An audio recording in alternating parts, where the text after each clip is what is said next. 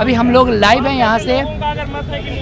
ये क्या भाई, इंडिया गेट के सामने से हम लोग लाइव है। भाई का फोन चोरी हो गया, बताओ। हमारे देश के प्रधानमंत्री मोदी जेब में से निकाल लिया, बताओ। ऐसा होगा यार, हमारे देश के प्रधानमंत्री मोदी जी के होते हुए यार। इसमें प्रधानमंत्री का तो कुछ नहीं है, लेकिन यार जो सवाल है वो सवाल सही बोल रहे भाई, मुद्दे तो मुद्दे हैं। Hello guys, welcome back on brainless squad. जैसा कि आपने पिछले वीडियो में देखा कि किस तरीके से न्यूज एंकर जो है वो फालतू के सवालात आते हैं और लोगों से पूछते रहते हैं, तो आज की इस वीडियो में भी एग्जैक्ट मैं आपको वही चीज़ें दिखाने वाला हूं। तो चले देखते हैं आज की इस वीडियो में क्या खास होने वाला है। Let's see what's happening in this video. और ये भाई साहब, ये जो है, ये भाई साहब का कहना है कि गांधी परिवार में अब कोई प्राइम मिनिस्टर बनेगा ही नहीं। जरा भाई साहब का मैं फेस दिखा दूं आपको। एक ऐसा देश है जो खुद का मंदिर बनाने के लिए इतने साल तक तपस्या करनी पड़ी है सर। हम चाहते हैं अपने देश का प्रधानमंत्री हो, अपने भारत का प्रधानमंत्री हो। कोई इटालियन कुछ नहीं चाहिए, हमें अपने देश का प्रधानमंत्री चाहिए। गाइस, भाई को देश का प्रधानमंत्री चाहिए। बात आती है आएगा सर। काशी कल रिपोर्ट सामने आई है, मथुरा मंदिर बनेगा। अयोध्या में राम मंदिर बना है और मथुरा में बंसी बजने वाली है। बोलो जय श्री राम, जय श्री राम। सवाल ये है मेरा, लोगों के जो सवाल है, उनका कहना है कि इटालियन प्रधानमंत्री नहीं चाहिए। उन्होंने ये कहा इस देश में कब इटालियन प्रधानमंत्री, उन्होंने कहा नहीं चाहिए आगे। सर कभी बना था इटालियन प्रधानमंत्री? भाई का बहुत अच्छा सवाल है कि इस देश में कब इटालियन प्रधानमंत्री बना है। भाई का बहुत अच्छा सवाल है ये। राम अपने मेरा मतलब मेरा परिचय राम से होता है, ठीक है सर। लखनऊ से सर, ठीक है। और मैं ये कहना चाहूँगा कि मोदी जी ने जो राम मंदिर बनाया, उसके बाद काशी बनाया, मतलब काशी का जो बनाएंगे, उसके बाद मथुरा भी बनाए। मैं सब चीज़ का सपोर्ट और सम्मान हूँ, लेकिन मैं इस चीज़ के खिलाफ बोल रहा हूँ जो वहाँ पे 800 घर 2200 दुकानें तोड़ी गई, उनको मुआवजा नहीं मिले, उनके बच्चे सड़कों पे हैं, सर्दी जुकाम से मर रहे हैं, उनको ना आप दिखा रहे ना ऐसे लोग समझने की कोशिश। ताली बजाओ इस बात पे। ठीक है, मेरी सबसे चर्चा हुई है, सबके पास मैं गया भी हूँ, सबसे बात भी की है। उन्होंने बताया है मुआवजा भी। मैं 1 महीने से अयोध्या में प्राप्ति नहीं हुई सर। जिनका इलीगल था उनको नहीं हुई है। मैं डंके की चोट पर कह रहा हूँ, जिनका इलीगल था उनको नहीं। ये डंके की चोट कहाँ है? डंका कहाँ है? वैसे हैं जिनके पास उनके आवासों के प्रॉपर कागज नहीं है, लाखों गाँव, एक गाँव नहीं, लाखों डंके है। डंके की चोट पे कह रहे हैं फालतू में। लखनऊ मेरे ज्यादा फैसला नहीं मेरे अंदर, ठीक है। मैं वहीं का लोकल एरिया का रहने वाला, तो मुझे पता है। मैं चाहता हूँ मोदी जी बनाए। मैं चाहता हूँ मोदी जी ने, ये 4 साल से प्रोग्राम चल रहा था, जिस तरह मायावती ने लोगों के लिए आवास विकास कॉलोनी का बनाया, लोग रहने के लिए, उस तरीके से एक कॉलोनी बना देनी चाहिए। तो उनके जो आप जिनके अभी ये बताइए, अभी प्रयागराज में जो अतीक अहमद का सब इलीगल लिया गया, उसके बाद जो आवास बने वो किसको दिए गए? उसकी बात छोड़ो, जो पहले बात करो, मेरी आप बात करें। तो आपने जो मेरे को बोला कॉलोनी बननी चाहिए, मैंने आपको बताया कॉलोनी पूरी होनी चाहिए। देखें, मैं यहाँ पे कहूँगा कि भाई साहब ने बहुत अच्छा मुद्दा उठाया है, बेरोजगारी का मुद्दा उठाया है, गरीबों का मुद्दा उठाया है। लेकिन हमारे जो भैया हैं, ये न्यूज वाले, इनको बेरोजगारी के मुद्दा से कोई लेना देना है ही नहीं, गरीबी के मुद्दे से कोई लेना देना है ही नहीं। मेरे एक दोस्त का फ़ोन चोरी हो गया, इन भाई का, शायद इनसे कोई लेना देना है ही नहीं। मतलब इनको सुनना ऐसी न्यूज चाहिए। सर ऐसा जो आप मेरे को बोल रहे हैं, मैं पूरे अयोध्या घूमा हूँ 1 महीने में। हाँ, देख लो गाइस, भैया पूरे अयोध्या घूम के आ चुके हैं, इनमें कोई डाउट नहीं है। भैया डंके की चोट पे बोल रहे हैं ये बात है। आप मेरे साथ चलिए, मैं आपको दिखा के लाऊं। 1 महीना बिल्कुल, ये दावा होनी चाहिए। ऐसा कॉन्फिडेंस जिंदगी में मैं चाहता हूँ, ऐसा कॉन्फिडेंस मैं चाहता हूँ अपनी लाइफ में। आप कैमरा मैन है, मैं बीच में नहीं बोल रहा हूँ, आप कैमरा मैन है, आप कैमरा पे फोकस करें, ठीक है। 800 घरों में से मान के चलिए 200 लोग, 600 लोग ऐसे रह गए। मैं ये चाहता हूँ कि सरकार ने छतें छीनी, उसमें से ये नहीं, उन लोगों का भी इंटरव्यू किया, सबने समर्थन किया सर। आपने यहाँ लेकर सबने समर्थन किया। अरे मेरे कैमरे पर सब चीजें, आप लॉजिक नहीं सर। आपके कैमरे पर हो गया तो मैं क्या करूँ बताओ? फोन के लिए यार, इसके भाई का फोन चोरी हो गया, बताओ। हमारे देश के प्रधानमंत्री मोदी देख रहा था, उसने जेब में निकाल लिया, जेब में से निकाल लिया, बताओ। ऐसा होगा यार, हमारे देश के प्रधानमंत्री मोदी जी के होते हुए यार। इसमें प्रधानमंत्री का तो कुछ नहीं है, लेकिन यार जो सवाल है वो सवाल सही बोल रहे भाई, मुद्दे तो मुद्दे हैं। मुद्दे हैं भाई, मुद्दे हैं। देखो यहाँ पे आप बहुत ही ज्यादा मजा आने वाला है गाइस। कम्युनिस्ट विचारधारा बीजेपी की है। अरे सर कम्युनिस्ट मैं पूछ रहा हूँ, जो पार्टी है इंडिया में, लेनिन है, मार्क्सिस्ट है, CPI-ML है, जो मिक्स पार्टी है, वो आज कौन से किसका हिस्सा है? सर इंडिया गठबंधन की। फिर आप बोल रहे हैं बीजेपी के साथ खड़े।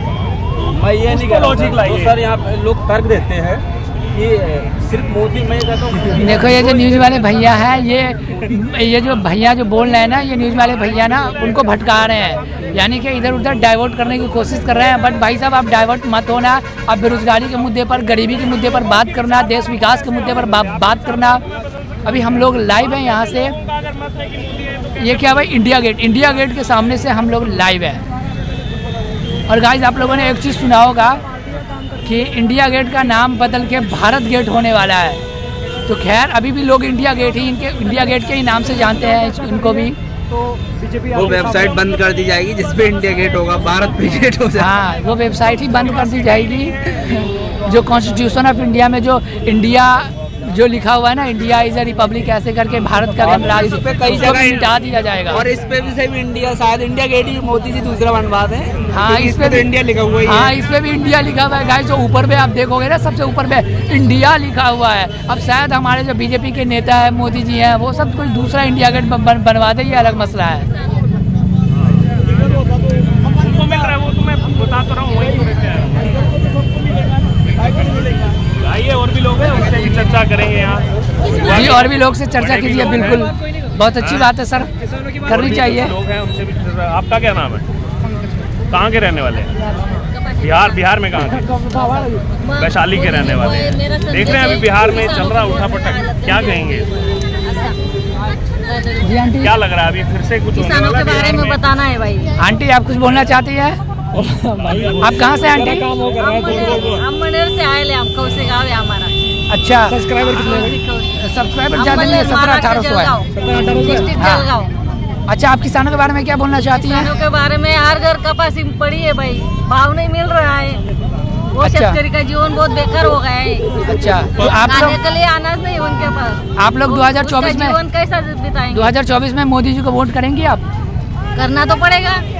अच्छा, जो किसान आंदोलन हुआ था उसके बारे में आपको कुछ पता है? जो यूपी में जो हुआ था, हाँ, उसमें कितने किसान मारे गए? बहुत ज़्यादा मारे गए ना। हाँ। फिर भी 2024 में मोदी जी आएंगे, है ना? फिर से किसान आंदोलन होगा और फिर से किसान मारे जाएंगे, फिर भी बीजेपी आएंगे। आंदोलन करने की जरूरत तुम किसको वोट दोगे भाई? आंदोलन करने की जरूरत नहीं है। तुम्हें पूछता हूँ सवाल, तुम किसको वोट दोगे? भाई मैं, अब तो मैं बोलता हूँ भाई मैं कोई मीडिया उडिया से नहीं हूँ, मैं एक ब्लॉगर हूँ, सिंपल यूट्यूबर हूँ। यहाँ पे आया, यहाँ पे ये जो भैया वीडियो बना रहे थे, इसलिए मैं भी अपने यहाँ पे वीडियो बनाने लग गया, ठीक है? And don't ask any question to me, I am not a media. हाँ, ये भैया ने कहा था भाई, ये भाई ने कहा था कि जो है भारत की फॉरेन मिनिस्ट्री काफी अच्छा काम करे, मतलब विदेश मंत्रालय। अच्छा, हाँ। मैं आपको बता दूं, भारत का प्रेजेंट टाइम में चीन से विवाद, चीन पाकिस्तान तो हमारे मतलब एकदम कट्टर दुश्मनी है, हो गया है। लेकिन हम पाए तो उनका कलेजा निकाल ले, वो पाए तो हमारा कलेजा हमारा। और अब तो भाई साहब मालदीव से भी, एक मेरी बात सुनिए। हाँ, सही बात है। अब उसके बाद क्या हुआ, मतलब फॉरेन पॉलिसी बता रहा हूँ, तब बताना फॉरेन पॉलिसी कहते हैं किसे, उसके बाद दिमाग में पड़े तो बताना, नहीं तो कोई बात ही नहीं है। ठीक है। अब क्या हुआ, चीन ने नेपाल में डेवलपमेंट स्टाफ करे, वहाँ पे रेलवे का प्रोजेक्ट ला रही, वहाँ पे एयरपोर्ट बना रही। हमारे यहाँ से अब इसमें नेपाल और इंडिया की जो बॉर्डर सीमा है उसको थोड़ा विवाद चल रहा है, ठीक है? और उसके बाद अब प्रेजेंट टाइम में अभी तक क्या था कि भूटान की विदेश मंत्रालय भारत सरकार के अंडर में था। अब उसने भी कह दिया कि जी हम तो अपना खुद ही समझौता करेंगे चीन के साथ, ठीक है? कह दिया। म्यांमार में चीन ने सत्ता गिरा दी, आंग सान सूची की सरकार की सत्ता गिरा दी, वहाँ पे भी सेना शासन आ गया, ठीक है? चला गया वो भी मेरे हाथ से। वहाँ पे भारत सरकार काफी सारे प्रोजेक्ट वहाँ पे लॉन्च कर रही थी, वो आसियान कंट्रियों को जोड़ने के लिए, ठीक है? वहाँ पे सड़कें बनवा रही थी सरकार, ठीक है? चला गया यहाँ से, वो भी चला गया। बांग्लादेश बचा है, उसको हम बैलेंस करके चल रहे। श्रीलंका हमारे यहाँ से चला गया, उसको हम हम्बन टोटा बंदरगाह पे, वहाँ पे चीन बैठा हुआ है जासूसी विमान ला के, ठीक है? हमारे देश की जासूसी कर रहा है, अच्छा, ठीक है? मालदीव से उसने अल्टीमेटम जारी कर दिया है कि 15 मार्च से पहले अपनी सेना इंडिया आउट का वहाँ पे कैंपेन ही चल गया, वहाँ सरकार को हटाया गया, ठीक है? उसने सब कुछ वापस दे दिया, जो भारत सरकार ने डोनियर विमान दिए थे उसने बोल दिया कि वापस ले, जो अपने में कुछ नहीं चाहिए। वो जब वहाँ का मौजूद वहाँ का राष्ट्रपति उसने शपथ ग्रहण करी, सबसे पहले उसका नारा यही था कि इंडिया आउट कैंपेन चलाऊंगा, यहाँ से जो भारतीय सैनिक है हमारे 80 से 90 के करीब रह रहे हैं उनको पहले यहाँ से निकालूंगा मैं। और अभी रिसेंटली खबर है कि चीनी जासूसी विमान अब मालदीव में आके बैठ रहा है।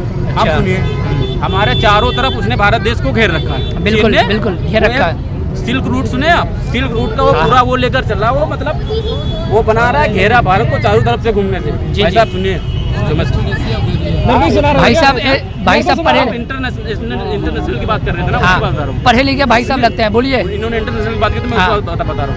अब तुम ये सोचिए, अगर जो हमारी और भारत और चीन का युद्ध होता है, हाँ, भारत चीन का युद्ध लड़ता है, तो हम उस पर किस जगह से वार करेंगे? ज्यादा ज्यादा अपने लद्दाख से वार करेंगे, हिमाचल से वार करेंगे, उत्तराखंड से वार करेंगे, उससे लड़ाई लड़ेंगे, ठीक है। अब वो हमसे कहाँ से लड़ाई लड़ेगा? चारों तरफ। श्रीलंका से आके मारेगा हमें, वो हमें मालदीव से आके मारेगा हमें, वो हमें नेपाल से आके मारेगा, वो हमें म्यांमार से आके मारेगा। बिल्कुल। लेकिन नहीं, ये इंसान समझने को तैयार नहीं है। सही बात। ये नहीं कह रहा हूँ कि मैं मोदी विरोधी हूँ, लेकिन जो सच है वो मानोगे नहीं, तो एक दिन ऐसा पछताओगे कि तुम जो आजादी मिली है ना उसको भी कोसोगे बात। सही बात है। समझोगे नहीं। और लोग कहते हो कि नहीं मोदी जी की फॉरेन पॉलिसी एक नंबर की है। कहाँ की फॉरेन पॉलिसी आपकी? बिल्कुल पढ़ते नहीं है तो फॉरेन पॉलिसी जानेंगे कहाँ से? वो लोग सही बात है।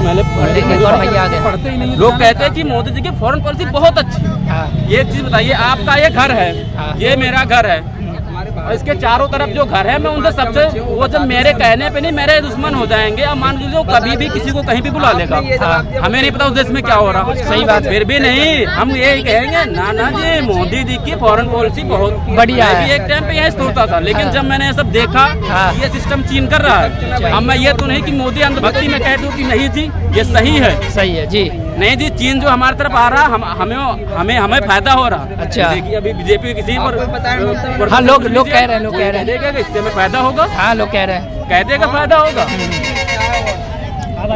अभी तो इसलिए मैं यही कह रहा हूँ, मैं किसी पार्टी का पक्षधार नहीं हूँ। हाँ, वो आपकी बातों से भारत का एक नागरिक होने के नाते इस तरीके के सवाल जरूर हमेशा करता रहूंगा, कोई भी सरकार है। बिल्कुल बिल्कुल। मैं एक जिम्मेदार नागरिक बनूंगा, ना कि नासमझ अबोध नहीं बन सकता मैं। बिल्कुल बिल्कुल। और मेरे कड़कड़ में राम है, मेरी सत्य से पहचान है, सत्य मेरा राम है, मेरे हृदय में राम बसता है। जय श्री राम। यहाँ पे आपने भाई की बातें सुनी आपने। मैंने भाई पेट्रोल नहीं किया, न किसी पार्टी को। मैंने जो मेरी बात थी मैंने वो कही। आपने बिल्कुल सच्चाई बयान किया, जो हकीकत है आपने उसको बयान किया है भाई साहब। और लोगों को भी ना ऐसा सोचना चाहिए, लोगों को भी ये सोचना चाहिए। देखो, लोग ये सोचते हैं कि चलो हमें मंदिर मिल रहा है, मुसलमान सोचते हैं हमें मस्जिद मिल रहा है, सिख सोचते हैं हमें ये मिल रहा है, ईसाई सोचते हैं वो मिल रहा है। भाई देश में जो हो रहा है उसके बारे में सोचो ना। अब आपने कहा चीन के मुद्दे पर चीन चारों तरफ से घेर के मारेगा, कहाँ जाओगे? लोग ऐसा ये सोचते ही नहीं है। लोग वही चीज समझ में नहीं आती। ये कहते हैं फॉरेन पॉलिसी हमारी है। अब अफगानिस्तान को गेहूं टरकों से हम पहुंचा रहे हैं, वहाँ लिथेनियम निकाले चीन आ रहा है। अतः भाई कहाँ की फॉरेन पॉलिसी तुम्हारी? वही तो। कौन सी फॉरेन पॉलिसी है? फॉरेन पॉलिसी आक्रमण करेगा चीन, हमें अमेरिका बाद में बचाने आएगा, पहले हमें पड़ोसी मदद देगी। वही तो। भाई साहब जीवन में ये बात ध्यान रखना कि आप रिश्तेदार बदल सकते हैं लेकिन पड़ोसी नहीं बदल सकते। सही बात है। आप चीन को यहाँ से इसको श्रीलंका को भगाकर कहीं और नहीं शिफ्ट, किसी और कॉन्टिनेंटल पे शिफ्ट नहीं कर सकते। नहीं कर सकते। ठीक है, मालदीव को भगाकर किसी अदर कॉन्टिनेंटल पे शिफ्ट नहीं कर सकते। वो यही रहेगा, जहाँ पे है मालदीव वही रहेगा। ये कह देने भर से नहीं जी हम तो ये कर देंगे, ऐसा कुछ नहीं होने वाला। वही ना, अभी देखिए इंडिया इतनी बड़ी देश है, हमारे मोदी जी का नाम मतलब विश्व गुरु माने जाते हैं, है कि नहीं? और मालदीव जैसा छोटा देश धमकी दे दिया है, तो कहे कि भाई फॉरेन पॉलिसी ये खाक है, फॉरेन पॉलिसी रहते हैं, वो हमें धमकी दे रहे हैं, बड़ी शर्मनाक की कोई बात नहीं। वही ना, छोटा सा देश हमें जाके धमकी दे दे जिसकी औकात नहीं है। वही तो। इंडिया के लोग अगर सही से एक नंबर कर दें तो बह जाएगा बेचारा। देखो मैंने ये बात कही ना, जितने बीजेपी के थे सब नेशनल मीडिया के पास चले गए, सारे देख रहे हो, सारे वहाँ चले गए थे, क्योंकि वहाँ पे बेरोजगारी की बात नहीं हो रही है, वहाँ पे गरीबों की बात नहीं हो रही है, किसानों की बात नहीं हो रही है। वहाँ आज गणतंत्र दिवस है, हमारा देश जो है, हमारे देश का आज लागू हुआ है, ठीक है जी। लेकिन आज संविधान की बात कोई नहीं कर रहा है जी। इनको केवल जैसे आप कहीं मुद्दे पे बात करेंगे ना, तो ये नारा लगाना चालू भाई नारा लगा के अगर हमारे देश का विकास होता तो बोल दो सब फॉरेन पॉलिसी सब हटा दिया जाए, प्रधानमंत्री को हटा दिया जाए, सब लोग वहीं भज लेंगे। नारा लगाओ, चीन को भगाओ, भगा लो चीन को, पाकिस्तान को भगाओ। लोग कह रहे हैं ना, अभी मैं आगे था, एक भैया जी बोल रहे थे हमारे देश की आर्थिक व्यवस्था बहुत सुधर गई है। जब मैं कह रहा हूँ आर्थिक व्यवस्था सुधर गई है, तो 80 करोड़ लोगों को ये 5-5 किलो राशन क्यों बांट रहे हैं भाई? हाँ, मुझे बताओ ना। यानी मैं मैं यूपी से आता हूँ, लेकिन मेरा घर बिहार है। अच्छा, ठीक है। लेकिन मैं कह रहा हूँ कि हमारे बिहार, यूपी का जो बिहार है हमारा पिछड़ा है, उसके एजुकेशन की तो तुम बात ही नहीं कर रहे हो। वहाँ के लोगों को रोजगार की कोई बात ही नहीं करते हो। वही तो, जब कोई आप मुद्दे पे बात करो तुरंत आप नारा लगाना चालू कर दो। अरे भाई, हमारा संविधान हमें आजादी देता है कि मैं क्या बोलूंगा क्या नहीं बोलूंगा, और आपके सामने बोल रहा हूँ ना, ये हमारे देश के संविधान ने हमको आजादी दी है। बिल्कुल, वो आजादी आज जो मिली है ना, उसी की आज वर्षगांठ मनाई जा रही है। बिल्कुल, उसी की हम जो है कि रिपब्लिक डे मना रहे हैं। ठीक है। और यहाँ हमसे कुछ लोग पिछले वाले डिबेट में जब मैं उनसे बात कर रहा था मुद्दे पे ना, तो वो जय श्री राम का नारा लगाना चालू कर दिए। अरे भाई, मैं राजू मौर्य हूँ, ठीक है, मैं भी हिंदू हूँ, मेरा सर्टिफिकेट हिंदू है, तुम हमको सबूत दोगे? तुम क्या हो कि हमें सबूत दोगे? यहाँ पे देख रहे हैं, हर जगह देख रहे हैं भाई। यहाँ पे ना, यहाँ पे अगर आप नारे लगाओगे ना, तब सच्चे हिंदू कहलाओगे। भाई मेरा संविधान मुझे आजादी देता है, और जो लोग चिल्ला रहे हैं ना, उनको भी आजादी देता है। उनको भी आजादी है। हम लोग यहाँ आए हैं ना, ये हमारे देश की जो आजादी दिया है संविधान ने, इसी की वजह से वो चिल्ला रहे हैं। बिल्कुल। और मैं आपसे अगर मुद्दे से बात कर रहा हूँ, ये हमारे संविधान की वजह से है। बिल्कुल बिल्कुल। और इन जाहिल, जैसे जाहिल गंवारों की तरह चिल्लाना नहीं है। बिल्कुल, मुझे अपने मुद्दे पे बात करना है। जैसे भैया ने कहा ना जी, हमारा जैसे फॉरेन पॉलिसी में जो फॉरेन पॉलिसी नहीं पढ़ता, वो फॉरेन पॉलिसी हमको बता रहा है। सही बात है। मैं भी मुखर्जी नगर में रहता हूँ, तो मुखर्जी नगर का एक जो सबसे खराब लड़का होगा ना, वो भी उससे जाके फॉरेन पॉलिसी पूछ लेना। दक्षिण एशिया हमारे यहाँ से चला गया। बिल्कुल बिल्कुल। ठीक है, तो उससे क्या हो जाएगा भाई? एक जगह से कुछ थोड़ी होगा। सही बात है। हमको विकास करना है तो अपने पड़ोसियों को लेके चलना पड़ेगा। सही बात है, सही बात। और पढ़े लिखे अनपढ़ गंवार जो भी हैं, पढ़े लिखे नहीं हैं, उनको हमको लेके आगे बढ़ना है। और उसके बाद हम सबसे पहले हमें अपने शिक्षा पे जोर देना, शिक्षा पे जोर देना है। और आपने भाई साहब बहुत अच्छी बात कही, शिक्षा पे जोर दो। लेकिन हमारी जो सरकार है वो शिक्षा पे 18% GST वो टैक्स लगा के बैठी पड़ी है। भोजन पे लगा दिया, जो खाने पे कोई नहीं लगाता था। साला खाने पे नहीं है। आपको अमेरिका, इंग्लैंड जैसे देशों में एजुकेशन फ्री मिलता है, या एजुकेशन पे टैक्स है। एजुकेशन पे टैक्स लगा पड़ा है। एजुकेशन को जब बर्बाद किया जाएगा, देश विकास करेगा यार। ये एजुकेशन जब बर्बाद होगा ना, तभी तो अंधभक्त पैदा होंगे। हाँ, और तभी इनको वोट मिलेगा। यहाँ कोई जय संविधान की बात नहीं कर रहा है। नहीं कर रहा, बिल्कुल नहीं कर रहा। मैं कहता हूँ जय संविधान, ठीक है, जय संविधान की बात करूंगा भाई। और जो अगर मैं धार्मिक मुद्दे से बात नहीं करूंगा, और अगर आप इनसे अगर बात करें सही ढंग से, तो ये नारा लगाना चालू कर देंगे। बिल्कुल, नारा अभी आज स्वतंत्रता दिवस है, गणतंत्र दिवस है। मैं कह रहा हूँ, यहाँ तुम गणतंत्र के बारे में नहीं बता रहे हो, यहाँ लोगों को भटका रहे हो। तो मैं तो चाहता हूँ कि इनके खिलाफ कार्रवाई होनी चाहिए। जो आज यहाँ इंडिया गेट के सामने आकर के, इंडिया गेट के सामने खड़े होकर के ये धार्मिक मुद्दों पर केवल चर्चा कर रहे हैं, इनके खिलाफ कार्रवाई होनी चाहिए। बिल्कुल बिल्कुल। क्योंकि यहाँ लोगों को बरगला रहे हैं। बिल्कुल। अभी कोई उस डिबेट में जाकर के कोई मुसलमान बोल दे अल्लाह अकबर, तब तो वहाँ झगड़ा हो जाएगा, लड़ाई हो जाएगी। ऐसा होना चाहिए? बिल्कुल नहीं होना चाहिए। ऐसा उसको भी तो संविधान आजादी देता है, जैसे तुमको आजादी देता है, वैसे उसको भी संविधान आजादी देता है। बिल्कुल। तो तुम चिल्लाओगे, वो भी चिल्लाएगा, तब तो विवाद हो जाएगा ना। तो फिर काहे के लिए संविधान बनाए भाई? संविधान से चलना है हमको। हम लोग संविधान के साथ है, हम वाले ही हैं। बिल्कुल, संविधान को मानने वाले हैं। और डॉक्टर भीमराव अम्बेडकर की जय जयकार करने वाले हैं। शिक्षित बनो, संगठित बनो, ठीक है, उन्होंने बात कहा। और ऐसा नहीं कि किसी धार्मिक मुद्दे में घुस जाओ। नारा लगाना हमारा बात नहीं है। हमको यूनिवर्सिटी में जाना चाहिए, हमको विद्यालय में जाना चाहिए, हमको पढ़ाई पे बात करनी चाहिए। तो हम पढ़ाई पे ना बात करके हम मुद्दों पे बात कर रहे हैं। मंदिर पे भाई, मंदिर जहाँ तो बन गया वही ना, फिर उसकी बात क्या करना है भाई? वो तो बन गया। जो हमारा सुप्रीम कोर्ट आदेश दे दिया तो बन गया। बड़े बड़े नेता, प्रधानमंत्री विदेश से भी लोग वहाँ गए, घूमने गए, सब कुछ करने गए, वहाँ पे गए ना। तो फिर उस मुद्दे पे बात क्यों कर रहे हो भाई? अब चुनाव आ रहा है तो तुम चुनाव की बात करो, वही पढ़े लिखे को देना है कि नहीं देना है। और सबसे बड़ी बात हमारे देश की ये है कि जब यहाँ पे हमारा देश आजाद हुआ ना, वहाँ यहाँ पे लगभग 15% के लगभग या 12% के लगभग ही पढ़े लिखे लोग थे। लेकिन उस समय लोगों को देखते थे कि वो पढ़ा लिखा है कि नहीं। पढ़े लिखे को देते थे। जो अच्छा आदमी होता था उसकी पीढ़ियां देखी जाती थी। तो वो आदमी कैसा है, पढ़ने में अच्छा है, क्या है, उसका खानदान कैसा है, उसको वोट देता था आदमी, पढ़े लिखे लोगों को। जब हमारा देश एजुकेट नहीं था, ठीक है। और आज हमारा देश 70% पार हो गया है कि हम लोग इतने पढ़े लिखे लोग हैं, लेकिन ऐसे लोगों को दिया जाता है जो 4 बार रेप कर दिया हो, और वो लड़की जेल से छूट चुका हो, जेल से छूटा हो, क्या क्या मामला, मतलब ऐसे लोगों को ढूंढ रहे हैं। तो आप बताइए कि हम ऐसे लोगों से क्या उम्मीद रख सकते हैं? वही ना, वो हमारे देश का विकास करेंगे। जब तक पढ़ा लिखा आदमी नहीं जाएगा संसद में, तो कहाँ से विकास होगा हमारे देश का? ऐसे थोड़ी विकास होता है। और भाई आम पब्लिक की तो बात छोड़े, आम पब्लिक की बात छोड़े, आम पब्लिक तो आम पब्लिक ही है। जो बड़े बड़े सेलिब्रिटी जो है जैसे कंगना रनावत, उन्होंने भी कहा था कि असली आज़ादी मुझे 1947 में नहीं 2014 में मिली है। मतलब वो तो अंधभक्त है, उसको क्या पता है। वही ना, जब वो जन्म ही हुआ 2014 में, उसका जन्म हुआ होगा। हाँ। मोदी जी उसके जो है कि जो हमारे देश के प्रधानमंत्री हो सकता है, कुछ होंगे उसके, हाँ रिलेटेड होंगे भाई। वो 2014 में आई तो 2014 में आई तो कुछ हो सकता है। और ऐसे ऐसे अनपढ़ गमारों से मैं बात नहीं करता, सेलिब्रिटी है तो वो हमारे देश की थोड़ी बात है। हाँ कंगना रनावत सेलिब्रिटी,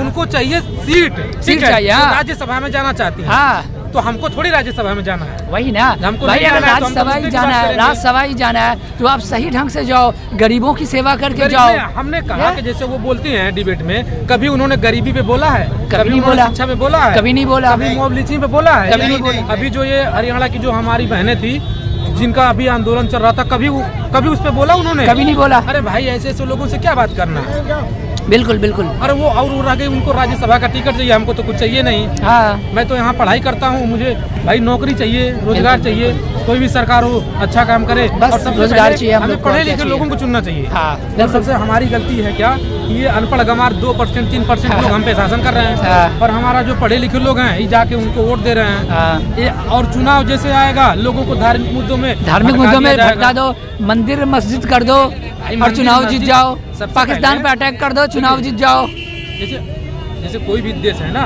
अगर जहाँ पे उस देश में केवल धर्म अगर आने लगा ना आगे, एजुकेशन से आगे अगर धर्म चला गया तो इतना समझिए कि वो देश जो है गर्द में जा रहा है। जैसे आप पाकिस्तान की हालत देख लो, क्योंकि पाकिस्तान भाई हमारा जो है कि एक हिंदू मतलब पाकिस्तान राष्ट्र है, नेपाल भी हिंदू राष्ट्र है। तब हिंदू राष्ट्र है तो फिर यहाँ नेपाल से भाई लोग यहाँ क्यों आता है, क्यों आ रहे हैं? बिल्कुल विकास हो जाना चाहिए। वही तो भाई, किसी भी देश से किसी केवल धर्म के आधार पे कोई देश विकास नहीं कर सकता है। वहाँ के जो पढ़े लिखे लोग हैं ना, वो उसका विकास करते हैं। हाँ, और हम लोगों को जो पढ़े लिखे लोग हैं ना, उन सबों से मतलब उनको समझाने की जरूरत है। और मीडिया जो है ना, लेकिन ऐसा नहीं है कि सारी मीडिया उनके इशारे पे चल रही है। कुछ आज हमारा सोशल मीडिया जो है ना, सोशल मीडिया पे, हाँ सोशल मीडिया में ठीक है, बाकी ज्यादातर मीडिया उनके इशारे पे ही चलती है। लेकिन ये जो सोशल मीडिया है ना, ये उनके इशारों पे नहीं है। और ये जो आज़ादी मिली है, ये आज़ादी हमारे संविधान ने हमको दिया है कि हम बोल सकते हैं, बिल्कुल, और किसी के इशारे पे नाच नहीं सकते। बिल्कुल बिल्कुल। और सोशल मीडिया हम लोगों का है, आपके जैसे पढ़े लिखे नागरिकों का है, तो आप लोग कुछ बना करके क्रिएट करके अपना बातें रख सकते हो आप।